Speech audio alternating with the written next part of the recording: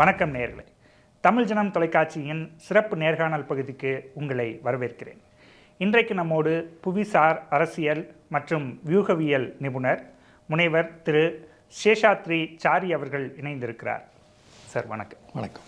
Operation Sindoor தொடர்பாக விளக்குவதற்காக பல்வேறு நாடுகளுக்கு எம்பிக்கள் குழுவை மத்திய அரசாங்கம் அனுப்பிச்சிருக்கிறாங்க.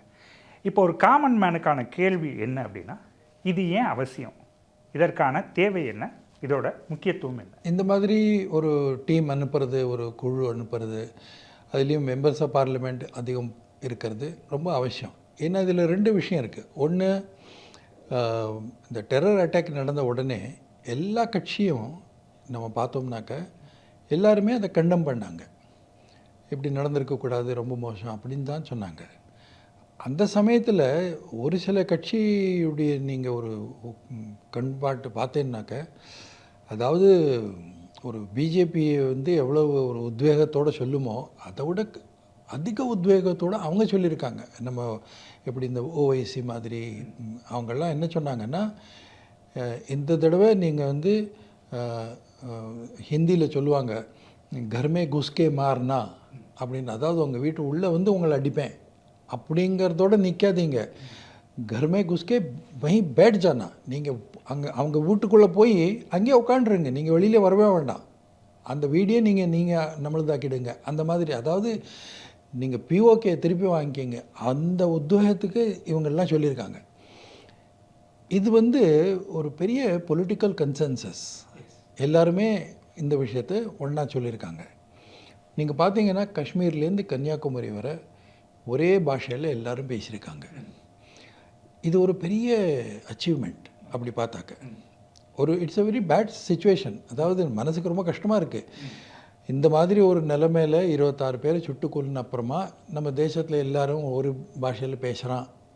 அல்லது என்றைக்குமே எல்லா விஷயத்துலையுமே, பாசிட்டிவ் விஷயத்துலையும் இந்த மாதிரி இருக்கணும் அப்படின்னு ஒரு நிலைமை வரணும். அது அப்படி இல்லாட்டாலும் அட்லீஸ்ட் இந்த விஷயத்தில் எல்லோரும் ஒன்றா இருக்காங்க அப்படிங்கிற ஒரு விஷயத்தை நம்ம உலகத்துக்கு தெரிவிக்கிறது ரொம்ப அவசியம். நம்பர் 1. நம்பர் 2, இந்த மாதிரி ஒரு பெரிய விஷயம், ஏதாவது ஒரு ஸ்ட்ராட்டஜிக் விஷயம் கவர்மெண்ட் பண்ணுறதுன்னு வச்சுருந்தாக்க, அதுக்கு என்ன பண்ணுவாங்கன்னா, எப்போவுமே எந்த கவர்மெண்ட்டுமே இந்த மாதிரி ஒரு ஸ்ட்ராட்டஜிக் மூவ் பண்ணுறதுக்கு முன்னாலேயே அவங்க உலகத்தில் இருக்கிற பல நாடுகளுக்கு இந்த மாதிரி ஒரு குழு அனுப்பி, இது எங்களுக்கு நாங்கள் ஃபேஸ் பண்ணுற ப்ராப்ளம்ஸ், இது ஒரு பெரிய இந்த தொல்லை, இதை நாங்கள் எப்படி டேக்கிள் பண்ணுறது, எப்படியாவது நாங்கள் டேக்கிள் பண்ணணும் அப்படிங்கிற விஷயத்த சொல்லுவாங்க. அதாவது அந்த ஸ்ட்ராட்டஜிலேன்னு சொல்ல வேண்டாம், பட் நாங்கள் ஆக்ஷன் எடுத்துக்க போகிறோம் அப்படின்னு சொல்லுவாங்க. ஃபார் எக்ஸாம்பிள் 1971க்கு முன்னால் என்னாச்சு, 71ல் பங்களாதேஷ் கிழக்கு பாகிஸ்தான், மேற்கு பாகிஸ்தான், பங்களாதேஷ் தனியாக போயிடுது. அது பெரிய ஆக்ஷன். பட் அதுக்கு முன்னால் பல அப்போசிஷன் லீடர்ஸ், எதிர்கட்சி தலைவர்கள், அடல் பிஹாரி வாஜ்பாய், மதுல்லி மயே, இந்த மாதிரி எத்தனையோ அந்த சமயத்தில் எத்தனை பேர், இந்த பில்லு மோதி இருந்தார். அவள் எல்லாரும் பல நாடுகளுக்கு போனாள். இந்த மாதிரி பாகிஸ்தான் அங்கே ஈஸ்ட் பாகிஸ்தானில் என்ன பண்ணுறாங்களோ அதனால் அகதிகள் பாரதத்துக்கு வரா, அவளுக்கு ஒரு லைஃப் கொடுக்கணும், அது எங்களுக்கு ஒரு பெரிய எக்கனாமிக்கல்லே ஒரு பெரிய விஷயம். அது இந்த மாதிரி பல கஷ்டங்கள் இருக்குது. ஸோ எங்களுக்கு ஏதாவது நாங்கள் நடவடிக்கை எடுத்தே ஆகணும், நிச்சயமாக எடுக்க போகிறோம். அப்போ அந்த தேசத்தில் இருக்கவா, அந்த strategic thinkers, military, political leaders, அவங்க கேட்பாங்க, என்ன பண்ண முடியும், நீங்கள் என்ன ஆக்ஷன் எடுக்க போகிறீங்க அப்படின்னு கேட்பாங்க. உடனே நாங்கள் சேனை ஆர்மி அனுப்பி பங்களாதேஷ் டிக்ளேர் பண்ண போகிறோம் அப்படிலாம் சொல்ல மாட்டோம். நாம் தனியாக அந்த முக்தி பாகினிக்கு வேலை பண்ணிகிட்டு இருந்தோம். அப்போவும் பயிற்சி கொடுத்தோம். பட் அது எல்லாருக்கும் சொல்லலை. அவங்க சில கண்ட்ரிகள் அந்த சமயத்துலேயும் கேட்டாங்க. நான் அதுக்கப்புறமா வாஜ்பாய் பிரைம் மினிஸ்டர் இருந்தபோது ஒரு தடவை அவர்கிட்ட கேட்டேன். அவரே சொன்னார், அமெரிக்காவுக்கு போனபோது அவர் கேட்டார், இந்த மாதிரி முக்தி பாகினிக்கு இந்தியா சப்போர்ட் பண்ணுறது, நீங்கள் தான் ட்ரைனிங் கொடுக்குறீங்க அப்படின்னு சொல்கிறாங்களே அப்படின்னு. அவர் சொன்னார், தெரியாது, எனக்கு தெரியாது அப்படின்னு. அப்படின்னு தான் சொல்லுவோம். ஓ ஆமாம்மா நாங்கள் தான் செய்கிறோம் அப்படின்னு சொல்லுவோமா? அது ஸ்ட்ராட்டஜி, அது வேறு விஷயம். டாக்டிக்ஸ் வேறு விஷயம். இந்த மாதிரி அந்த சமயத்துலேயும் நடந்திருக்கு. ஆர்டிக்கல் 370 பற்றி ஒரு டிஸ்கஷன் நடந்தது, காஷ்மீர் பற்றி ஒரு டிஸ்கஷன் நடந்தது பார்லிமெண்ட்டில். அந்த சமயத்தில் காஷ்மீர் என்ன பண்ணலாம் அப்படின்னு இந்தியாவும் பாகிஸ்தானும் பேசிகிட்டு இருந்தபோது யுனைடெட் நேஷன்ஸில் ஒரு பெரிய ரெசல்யூஷன் வரதா இருந்தது. அந்த யுனைடெட் நேஷன்ஸ் அந்த ரெசல்யூஷன் வரும்போது கவர்மெண்ட், பாரத கவர்மெண்ட் மூலமாக முகமது கரீம் சாக்லா, பாகிஸ்தான் மூலமாக ஜுல்ஃபிகார் அலி புட்டோ இருந்தார், நம்ம பக்கத்துலேருந்து முகமது அலி சாக்லா போனார். சாக்லா ஹேஸ் வண்டர்ஃபுல் ஸ்பீச் அவர் கொடுத்துருக்கார். எப்படி காஷ்மீர் இஷ்யூ எப்படி என்ன பண்ணோம், பாரதத்துக்கும் காஷ்மீருக்கும் என்ன சம்பந்தம், அதெல்லாம் நிறையா பண்ணியிருக்கார் அவர். அதே மாதிரி காஷ்மீர் விஷயத்தை பற்றி மறுபடியும் ஒரு தடவை வந்தபோது நரசிம்மராவ் வந்து அடல் பிஹாரி வாஜ்பாய் ஆரம்பித்தார். ராஜீவ்காந்தி இருந்தபோதும் ராஜீவ்காந்தி அடல் பிஹாரி வாஜ்பாய் ஆரம்பித்தார். அடல் பிஹாரி வாஜ்பாய் பிரைம் மினிஸ்டராக இருந்தபோது அப்போசிஷன் லீடரை கூப்பிட்டு நீங்கள் போயிட்டு வாங்கன்னு சொல்லியிருக்கேன். இந்த மாதிரி அப்போசிஷன் லீடர் அப்படின்னாக்க எப்போவுமே நம்ம வந்து ஒரு சில சமயத்தில் நம்ம வந்து வேர்ட்ஸ் தப்பாக சொல்கிறோம். அதாவது எதிர்கட்சின்னு இல்லை, அப்போசிஷன் லீடர் இல்லை. They are not opposition leaders, they are not against anything, they are just another party, they are not the ruling party. So it is called opposition party, but they are actually non-ruling parties in the parliament. சில விஷயத்தில் நமக்கு கருத்து வேறுபாடு இருக்கலாம், but அது வந்து internal political domestic கருத்து வேறுபாடு. அதுவும் தேச நலமும் வேறு. தேச நலம்னு வரும்போது எல்லாரும் ஒன்று, அந்த மாதிரி ஒரு எண்ணம். எப்படி மகாபாரதத்தில் சொல்லுவான், கௌரவா 100 பேர், பாண்டவா 5 பேர், அவள் 2 பேருக்கும் சண்டை இருக்கலாம், பட் கௌரவா மேலே எப்போ ஒரு தாக்குதல் நடந்ததோ அப்போ பாண்டவா போய் அந்த கௌரவா தாக்குதலை எதிர்த்தாங்க, சப்போர்ட் பண்ணுறாங்க. அப்போ அவங்க என்ன சொன்னாங்கன்னா, வயம் பஞ்சாதிகம் சதம், நம்ம வந்து 105 பேர், நீங்கள் 100 நாங்கள் 5 இல்லை, நம்ம 2 சேர்ந்து 105. இதுதான் ஒரு இது ஒரு தேச நலத்துக்கு ஒரு நல்ல விஷயம். அதனால கவர்மெண்ட்டு இந்த மாதிரி அப்போசிஷன் லீடர் எல்லாரும் கூப்பிட்டு கேட்டாங்க, இந்த மாதிரி நீங்களாம் போகணும், இந்த மாதிரி பண்ணணும், நம்ம என்ன பண்ணணும், ஏன் பண்ண மாட்டோம் அப்படின்னு சொன்னோம். ஸோ அவங்க எல்லோரும் ஒத்துட்டாங்க. அவங்களுக்கு ஒரு ப்ரீஃபிங் கொடுத்தாங்க. அதாவது ஃபாரின் மினிஸ்ட்ரியிலேருந்து எப்போவுமே ஒரு ப்ரீஃபிங் கொடுப்பாங்க. ஒரு சாதாரணமாக ஒரு தேசத்துக்கு ஒரு அம்பாசிடர் அனுப்பிச்சாலும் அந்த அவருக்கு நம்ம ப்ரீஃபிங் கொடுப்போம். இந்த மாதிரி சில சமயத்தில் அப்போசிஷன் லீடர்ஸ்க்கு நிறையா இன்விடேஷன்லாம் வரும், பல தேசத்துலேருந்து இன்விடேஷன் வரும். இப்போ சைனாலேருந்து எல்லா பார்ட்டி லீடரையும் கூப்பிடுவாங்க. இந்த மாதிரி சில சமயத்தில் அமெரிக்காலேருந்து எல்லா பார்ட்டி லீடரையும் கூப்பிடுவாங்க. யங் லீடர்ஸ் அப்படின்னு சொல்லிட்டு அவங்களும் கூப்பிடுவாங்க. யூரோப்பியன் யூனியன் வந்து பார்லிமெண்ட்டில் இந்த மாதிரி தேசத்தில் இருக்கிற சில லீடர்ஸ் எல்லாம் கூப்பிடுவாங்க, யங் லீடர்ஸை கூப்பிடுவாங்க. அந்த மாதிரி யார் வெளியில் போனாலும் மினிஸ்ட்ரி ஆஃப் எக்ஸ்டர்னல் அஃபேர்ஸில் ஒரு சிஸ்டம் இருக்குது. அது எப்படின்னா, அவங்க கூப்பிட்டு அவங்கள சொல்லுவாங்க, இந்த மாதிரி நீங்கள் இந்த தேசத்துக்கு போகிறீங்க, பர்சனல் ட்ரிப்பாக நீங்கள் என்ன வேணால் போங்க, அதுவா இல்லை, பட் நீங்கள் கவர்மெண்ட் ஆஃப் இந்தியா அஃபிஷியல் ட்ரிப்புன்னு போனீங்கன்னாக்கா நீங்கள் வந்து இதுதான் நம்மளுடைய அஃபிஷியல் வியூ இந்த விஷயத்தை பற்றி அப்படின்னு ஒரு ப்ரைமர் அப்படின்னு கொடுப்பாங்க எப்போவுமே. இவங்களுக்கும் அதே மாதிரி ஒவ்வொரு டீமுக்கும் மினிஸ்ட்ரி ஆஃப் எக்ஸ்டர்னல் அஃபேர்ஸ்காரங்க சொன்னாங்க, இந்த மாதிரி என்ன சொல்லணும், எப்படி என்ன கேள்விப்பாங்க இப்படின்னு. அது தவிர போன இந்த எல்லா தலைவருமே ரொம்ப எக்ஸ்பீரியன்ஸ் தலைவர், அவளுக்கு வந்து ரொம்ப அதிகம் நம்ம பாடம் சொல்ல கொடுக்க வேண்டிய அவசியம் இல்லை. ஸோ அதோட எஃபெக்ட் எப்படின்னு பாருங்கள். எல்லா டீமும் ரொம்ப நல்லா கண்டக்ட் பண்ணியிருக்காங்க, எல்லோரும் ஒரே மாதிரி பாஷையில் பேசியிருக்காங்க, எல்லோரும் நம்ம இந்தியா செஞ்சது எவ்வளோ கரெக்டு, எவ்வளோ அவசியம் அப்படிங்கிற முறையில் சொல்லியிருக்காங்க. அதாவது டெரரிசம், தீவிரவாதத்துக்கு எங்களுக்கும் ஒத்துக்கவே முடியாது என்ன இருந்தாலும். ஸோ தீவிரவாதங்கிறது it is a war by other means, terrorism is war by other means. அது எங்கள் மேலே போட்ட யுத்தம் தான். நீங்கள் எங்கள் கூட சண்டை போட்டீங்க, யுத்தம் பண்ணீங்க, டெரரிசம்னு பண்ணிங்கன்னாக்கா அது நாங்கள் உங்களை திருப்பி அடிக்கவே அடிப்போம் அப்படிங்கிற ஒரு எண்ணம் எல்லாருக்கும் போகணும். அதில் எல்லா பொலிட்டிக்கல் பார்ட்டிஸும் ஒரே நிலைமையில் இருக்காங்க, ஒரே பிளாட்ஃபார்மில் இருக்காங்க அப்படின்னு நம்ம கன்வே பண்ணணும். அதுதான் நம்ம பண்ணியிருக்கோம். It's very successful. Okay sir, டிப்ளமேட்டிக்காக இதன் மூலமாக இந்தியாவுக்கு என்ன பெனிஃபிட்? டிப்ளமேட்டிக்காக நிறைய பெனிஃபிட் இருக்குது. முதல் பெனிஃபிட் எப்படின்னாக்க, நம்ம வந்து இந்தியா வந்து ஒரு நீங்கள் இந்தியாவை என்ன வேணால் செய்யலாம், அடிக்கலாம், போடலாம், அவங்க ஒன்றும் திருப்பி அடிக்க மாட்டாங்க, அந்த பழைய இந்தியா அப்படி இல்லை. அதாவது இந்தியா வந்து நல்ல சாஃப்ட் பவர் தான். இந்தியா ஒரு பெரிய soft power. But India can also become a hard power. நீங்கள் இங்கே அடிச்சின்னா திருப்பி அடிப்போம்.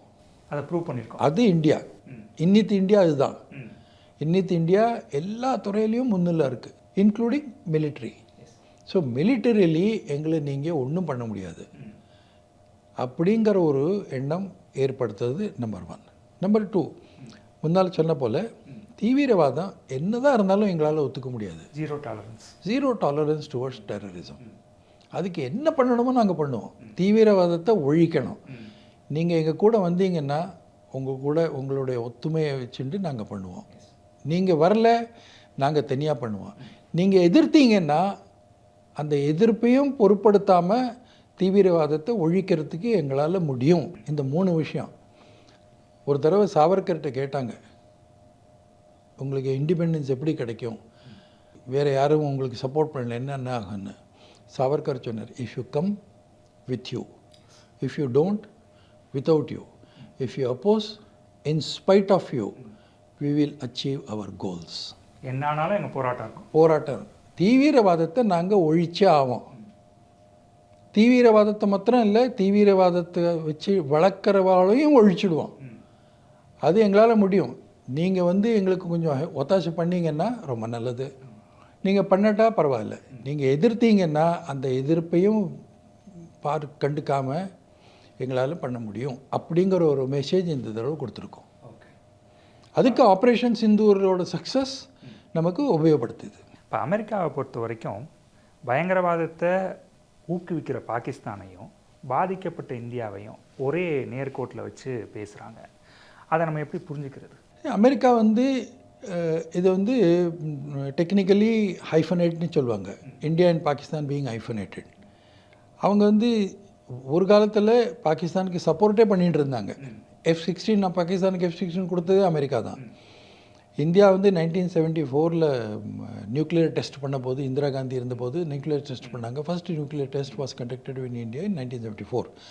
அந்த சமயத்தில் கூட சைனா பாகிஸ்தானுக்கு ஒத்தாசை பண்ணிட்டு, அது அமெரிக்காவுக்கு தெரிஞ்சும் கூட அவங்க கண்காணாமல் இருந்திருக்காங்க. இதெல்லாம் நிறைய ஹிஸ்ட்ரியில் இருக்குது. இதெல்லாம் ஒன்றும் பெரிய சீக்ரெட் இல்லை. அதுக்கப்புறமாவும் அவங்க கொடுத்துருக்காங்க. எப்படியாவது ஆப்கானிஸ்தானில் ரஷ்யா வந்தபோது அந்த ரஷ்யாவை வெளியில் வைக்கணுங்கிறதுக்காக, பாகிஸ்தானுடைய ஹெல்ப் நமக்கு வேணுங்கிறதுக்காக, ரஷ்யாவை அடிக்கிறதுக்கு பாகிஸ்தான் நமக்கு வேணும் அப்படிங்கிறதுனால பாகிஸ்தானுக்கு ஹெல்ப் பண்ணியிருக்காங்க. இன்றைக்கி இந்த ரஷ்யாவை அதிகம் பாகிஸ்தான் பக்கம் சாராத போது சைனா ரஷ்யா பாகிஸ்தான் பக்கம் சாடுறது. அந்த சமயத்தில் எப்படியாவது சைனா ரொம்ப அதிகம் பாகிஸ்தான் பக்கம் சாராமல் இருக்கணுங்கிறதுக்காக பாகிஸ்தானுக்கு நம்ம உபயோகப்படுத்தணும், பாகிஸ்தான் எப்படியாவது கொடுக்கணும், பாகிஸ்தானுக்கு சப்போர்ட் பண்ணணும். அதாவது எப்படின்னா, சைனாவுடைய நம்ம சண்டை போடணும் அமெரிக்கா, பட் டைரெக்டாக சண்டை போட முடியாது. ஸோ பாகிஸ்தானை வச்சுன்னு சண்டை போட முடியுமா அப்படிங்கிற ஒரு ஸ்ட்ராட்டஜி அவங்களுக்கு இருக்குது. அதே மாதிரி ஸ்ட்ராட்டஜி தான் இந்தியா பக்கமும் இருக்குது.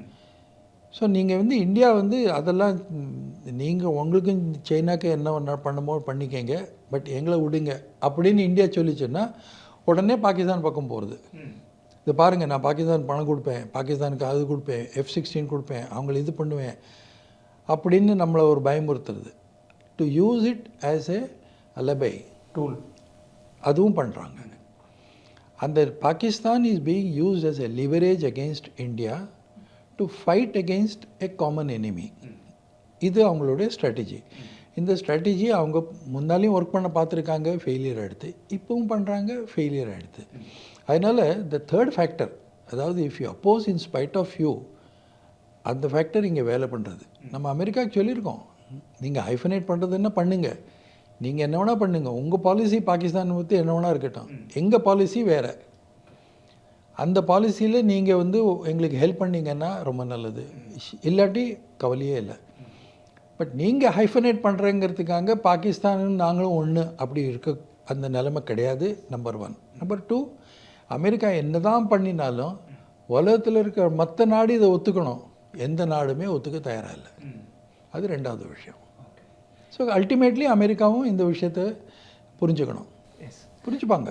இப்போ இதனால் நமக்கும் அமெரிக்காவுக்குமான உறவில் ஏதாவது மாற்றங்கள் இருக்குமா? அவ்வளோ மாற்றம் இருக்க முடியாது. ஏன்னா நமக்கு எப்படி அமெரிக்கா வேணுமோ அதே மாதிரி அமெரிக்காவுக்கும் இந்தியா வேணும். அமெரிக்கா வந்து இந்தியாவை விட்டு ஒன்றும் பண்ண முடியாது. ஒன்று ரெண்டுமே ரெண்டு டெமோக்ரஸி. இதை விட மோசமான நிலைமை எத்தனையோ வந்திருக்கு இதுக்கு முன்னாலேயும் கூட. ரொம்ப ஒரு நல்ல புஸ்தகம் இருக்குது, எஸ்ட்ரேஞ்ச் டெமோக்ரஸிஸ் அப்படின்னு. எஸ்ட்ரேஞ்ச் டெமோக்ரஸிஸ் ரெண்டுமே டெமோக்ராட்டிக் கண்ட்ரி, ரெண்டு பேரும் டெமோக்ராட்டிக்காக இருந்தாலும் கூட one is the oldest democracy, one is the largest democracy. அப்படி இருந்தும் கூட ரெண்டு பேரும் ஒன்றா ஒர்க் பண்ண மாட்டேங்கிறாங்க. ஏன்னா ரெண்டு பேருடைய வேர்ல்டு அவுட்லுக் டிஃப்ரெண்ட். ரெண்டு பேரும் இப்போ நம்ம வந்து சைனா வந்து ஒரு எதிரியாக பார்க்கல, ஒரு காம்படிட்டராக பார்க்குறோம். ரஷ்யாவை நம்ம வந்து ரஷ்யா எப்போவுமே இந்தியா பக்கம் நிறையா ஹெல்ப் பண்ணியிருக்கு. காஷ்மீர் விஷயத்தில் Russia has always supported as as far as veto power in United Nations is concern. அப்படி இருக்கும்போது நீங்கள் வந்து இன்றைக்கி அமெரிக்காவுக்கும் ரஷ்யாவுக்கும் ஒத்துக்கலைங்கிறதுனால நீங்கள் வந்து நாளைக்கு ரஷ்யாவை வந்து கட்டி போடுங்க, அவங்கள இது பண்ணிங்க, பேசாதீங்க, அவங்கள பார்க்காதீங்க, அவன் மேலே காரி துப்புங்க அப்படின்னா அதெல்லாம் நம்ம பண்ண முடியுமா? நமக்கு ஒரு ஸ்ட்ராட்டஜி இருக்குது. அது வந்து we have what we call a strategic autonomy. So India believes in its own strategic autonomy. So we will not compromise with our strategic autonomy for any reason. இது அமெரிக்காவுக்கு புரியுறது. ஒன்று அவங்களுடைய ஒரு வேர்ல்டு பாலிசி இருக்குது. அந்த வேர்ல்டு பாலிசியில் அவங்க பார்க்குறாங்க இந்தியா நம்ம பக்கம் இருக்கணும் அப்படின்னு. எந்த இடத்துல இந்தியாவுக்கும் அமெரிக்காவுக்கும் ஸ்ட்ராட்டஜிக் ஒத்துமை இருக்கோ அதில் நம்ம பண்ணுவோம்.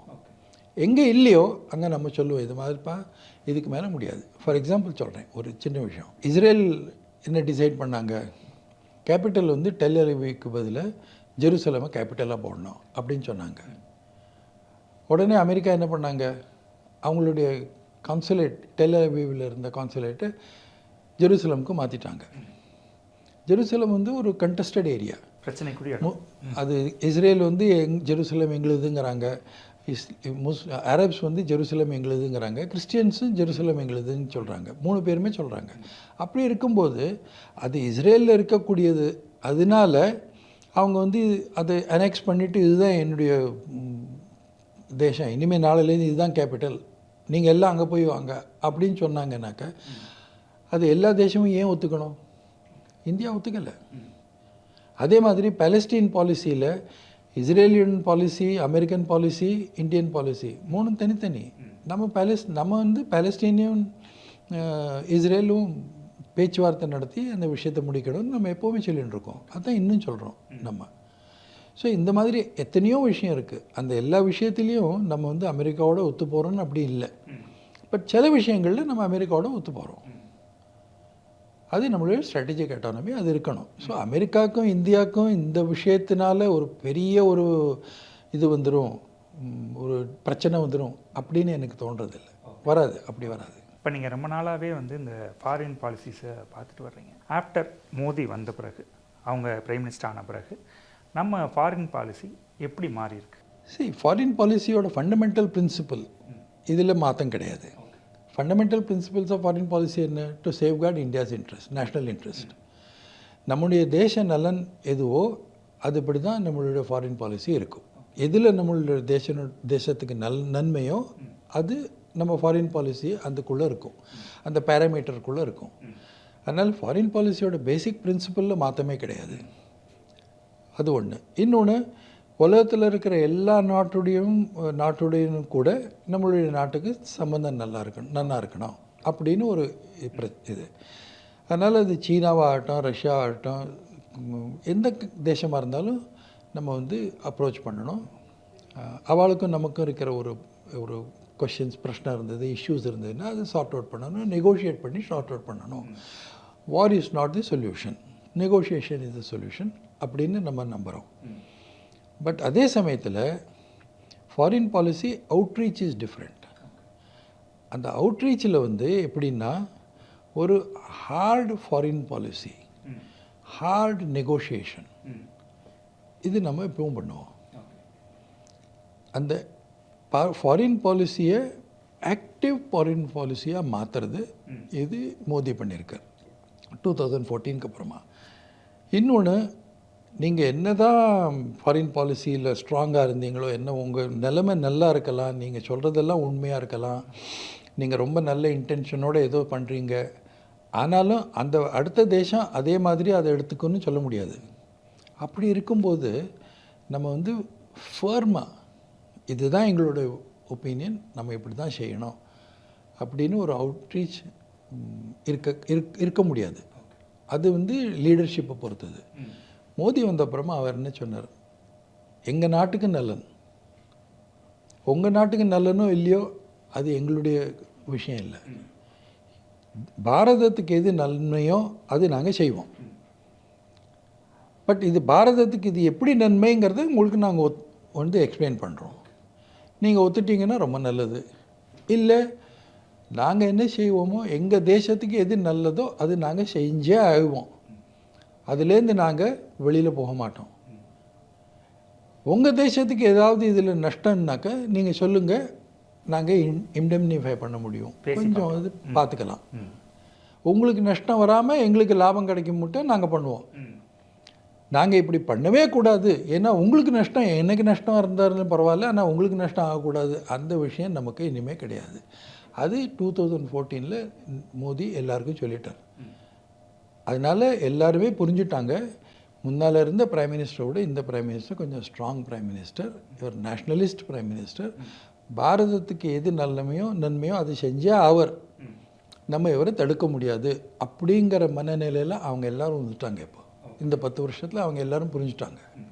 இப்போ நம்ம அமெரிக்கா பற்றி பேசணும் சார், அடுத்த சைனா பற்றி பேச வேண்டியிருக்கு. அவங்களும் பாகிஸ்தானை ரொம்ப ஆதரிக்கிறாங்க, இராணுவ தளவாடங்கள்லாம் கொடுக்குறாங்க. இந்த பிரச்சனைக்கு அப்புறம் சைனா நம்மளை எப்படி அணுகும்? சைனாவில் ஒரு பெரிய ப்ராப்ளம் என்னென்னா, அவங்க வந்து 2 விஷயம் சைனாக்கு பாரதத்துக்கும். எப்படின்னா, சைனா வந்து ஏஷியாவில் ஒரு பெரிய லீடர், சைனா வந்து ஏஷியாவில் ஒரு பெரிய தேசம், பெரிய எக்கானமி. இப்படி தான் அவங்க இம்ப்ரூவ் பண்ணாங்க. 1947 57 67 மட்டும் போனாங்க. இந்தியா வந்து ஒரு பெரிய பொருளாதாரத்தில் வளரக்கூடாது அப்படின்னு பார்த்தாங்க. அது அவ்வளோ அதிகமாக நடக்கலை. அந்த சமயத்தில் இந்தியா வந்து ஒரு சோஷலிஸ்ட் கண்ட்ரியாக இருந்தும் கூட இந்தியா வந்து வெளியே பெரிய தேசமாக வரக்கூடாது அப்படின்னு பார்த்தாங்க. அது நடக்கலை. அந்த சமயத்தில் பிரைம் மினிஸ்டர் யார் இருந்தாங்களோ அவங்க வந்து இதெல்லாம் நல்லா தான் பார்த்துட்டாங்க. அப்படி ஒன்றும் பெரிய தப்பு சொல்ல முடியாது. 62 நமக்கு ஒரு பெரிய செட்பேக் அது நிச்சயமாக கிடச்சது அந்த வார்னால். 65 பாகிஸ்தானுடைய வார் வந்தது. அப்புறம் 71 பங்களாதேஷ் வார் வந்தது. இதில் ஒரு காரியம் எப்படி ஆச்சுன்னா, 71 பங்களாதேஷ் நம்ம ஆர்மி அனுப்பிச்ச போது அது வந்து it was a one front war. Second front வந்து வெஸ்டர்ன் ஃப்ரண்ட் இருந்தது. பட் வெஸ்டர்ன் ஃப்ரண்ட்டில் பாகிஸ்தானால் அதிகம் தாக்கு பிடிக்க முடியலை. ஏன்னா பாகிஸ்தானுடைய கான்சன்ட்ரேஷன் எல்லாம் ஈஸ்ட் பாகிஸ்தான் இருந்தது. அதனால் it was a 2 front war for Pakistan. But நமக்கு it was just not one front 2 fronts but 1.5 ஃப்ரண்ட்டுன்னு சொல்லலாம். அந்த சமயத்தில் அமெரிக்காவில் ஒரு பெரிய பாலிட்டிஷியன் ஒருத்தர் இருந்தார், ஸ்ட்ராட்டஜிஸ்ட்டு. அவர் சைனாவுக்கு போனார். சைனாவுக்கு போய் இந்த மாதிரி இந்தியா வந்து இராணுவத்தை வந்து ஈஸ்ட் பாகிஸ்தானுக்கு அனுப்பியிருக்காங்க, நீங்கள் என்ன பண்ணுங்க, இந்தியா மேலே ஒரு அட்டாக் பண்ணுங்கள், அப்போ இந்தியா வந்து தடுமாறி போயிடும், அவங்க வந்து இந்த பாகிஸ்தானை விட்டுடுவாங்க அப்படின்னாங்க. இந்த பக்கம் நாங்கள் என்ன பண்ணுறோம், 7th ஃப்ளீட் இருக்குது அமெரிக்காட்ட. அந்த 7th ஃப்ளீட்டை நாங்கள் இந்தியன் ஓஷன் கொண்டு வந்து சிட்டகாங் பக்கத்தில் நிறுத்தி வைக்கிறோம், இந்தியாவை எப்படியாவது நம்ம அடக்கிடலாம் அப்படின்னாங்க. சைனாக்காரன் வந்து அவர் சொல்கிறதெல்லாம் கேட்டுட்டார், டீ எல்லாம் கொடுத்தாரு, அப்புறம் நீங்கள் வீட்டுக்கு போங்கன்னு சொல்லிட்டாரு. அவன் ஒன்றும் பண்ணலை. ஸோ சைனா வந்து எப்போவுமே இந்தியாவுக்கு எதிராக தான் பண்ணுன்னு சொல்ல முடியாது. சில சமயத்தில் அவங்க வந்து பார்ப்பாங்க, இந்த விஷயத்தில் இந்தியா இப்படி பண்ணிட்டுன்னா பரவாயில்ல பண்ணட்டும், அதில் நமக்கு நன்மை எது இருக்குது நமக்கு தீமை எது இருக்குதுன்னு பார்த்துட்டு தான் அவங்களும் ஒரு ஸ்டாண்ட் எடுப்பாங்க. அதனால் சைனா அந்த சமயத்தில் இந்தியா பக்கம் வரவே இல்லை. நம்ம வந்து அமெரிக்காட்ட என்ன சொன்னோம், நீங்கள் 7th ஃப்ளீட் இங்கே கொண்டு வந்தீங்கன்னா நாங்கள் ரஷ்யா கிட்டே போவோம், ரஷ்யா வந்து அவங்க சப்மரீன் கொண்டு வருவாங்க, இங்கே ஒரு பெரிய சண்டை ஆகும், பெரிய வாரம் மாறும். ஆமாம். ஸோ சமத்தா நீங்கள் திரும்பி போங்க, ஈஸ்ட் பாகிஸ்தானில் என்ன செய்யணுமோ நாங்கள் செஞ்சுக்கிறோம், நாங்கள் செஞ்சே ஆகும், நீங்கள் என்ன பண்ணாலும் நாங்கள் பண்ணிவிடுவோம். ஏன்னா people are against government, people are against Pakistan. அதனால ஈஸ்ட் பாகிஸ்தானில் வி குட் வின். ஸோ அந்த சமயத்தில் பார்த்தீங்கன்னாக்க ரஷ்யா சைனா 2 பேருமே நமக்கு ஒத்தாசை பண்ணாங்க.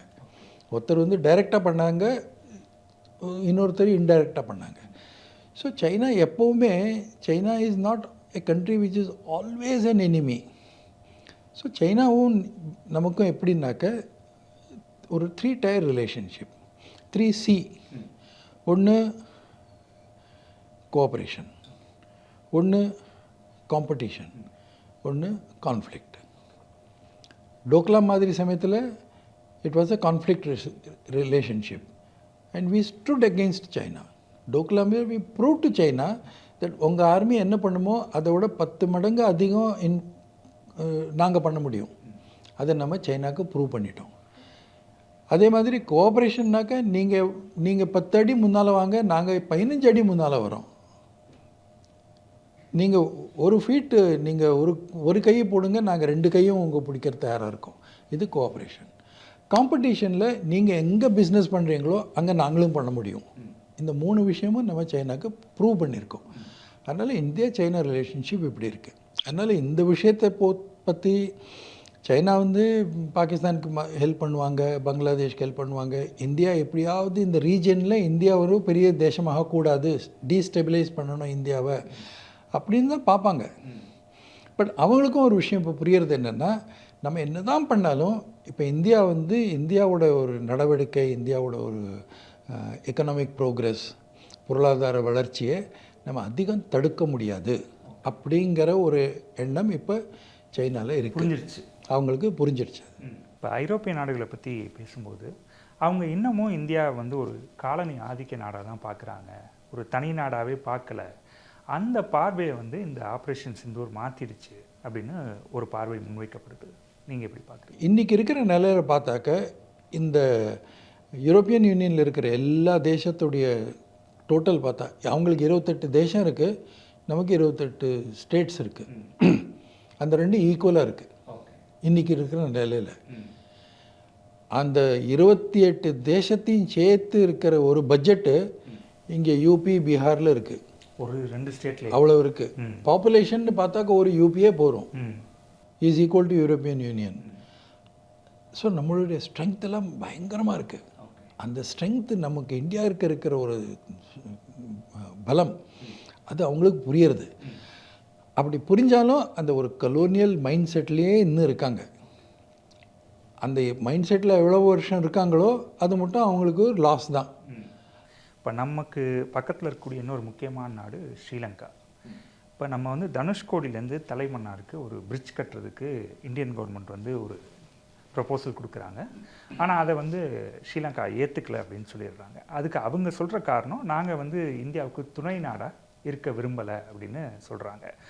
அதை அப்படி தான் புரிஞ்சுக்கணுமா, இல்லை இதுக்கு பின்னாடி சீனா இருக்குது அப்படின்னு பார்க்கணுமா? இல்லை, இதுக்கு பின்னால் சீனா இருக்குன்னு தோணலை. ஸ்ரீலங்கா இந்த பிரிட்ஜு விஷயத்தில் அவங்களுக்கு கொஞ்சம் ரிசர்வேஷன்ஸ் இருக்கலாம். அதாவது இந்த பிரிட்ஜு இதுக்கு எப்படி உபயோகம், உங்களுக்கு அதிகம் உபயோகம், ஸ்ரீலங்காவுக்கு இதனால பிரிட்ஜுக்கு என்ன உபயோகம், இதெல்லாம் நம்ம ஸ்ரீலங்காவோட கூட நெகோஷியேட் பண்ணணும், அவங்களுக்கு புரிய வைக்கணும். புரிய வச்சு இந்த பிரிட்ஜு நம்ம 2 பேருக்குமே லாபம், எங்களுக்கு 10% லாபம் இருந்தால் உங்களுக்கு 90% லாபம், இந்த மாதிரி அவங்களுக்கு என்ன லாபங்கிறத நல்லா எடுத்து சொல்லி அவங்களுக்கு புரிய வச்சாக்க இந்த விஷயம் நடக்கலாம். நடந்தாக்க அவங்களுக்கு லாபங்கிற விஷயத்தில் ஒரு காலத்தில் இந்த ட்ரெயினே போயிட்டு இருந்தது, அதனால் அப்போவும் நல்லதானே இருந்தது நிலைமை. ஸோ அந்த பிரிட்ஜு வர்றது அவசியங்கிறத ஒரு விஷயமாக சொல்லலாம். அதனால அது இப்போ பெரிய ஒரு இன்டர்நேஷ்னல் விஷயமா இருக்குது அப்படின்னு எனக்கு தோணலை. இது நடக்கக்கூடிய விஷயந்தான், பட் நம்ம நெகோஷியேட் பண்ணணும். பல்வேறு கேள்விகளுக்கு பதில் சொல்லியிருக்கீங்க சார். எங்களோட இணைந்தமைக்கு மிக்க நன்றி. நேயர்களே, மீண்டும் ஒரு சிறப்பு நேர்காணலில் சந்திக்கலாம். நன்றி, வணக்கம்.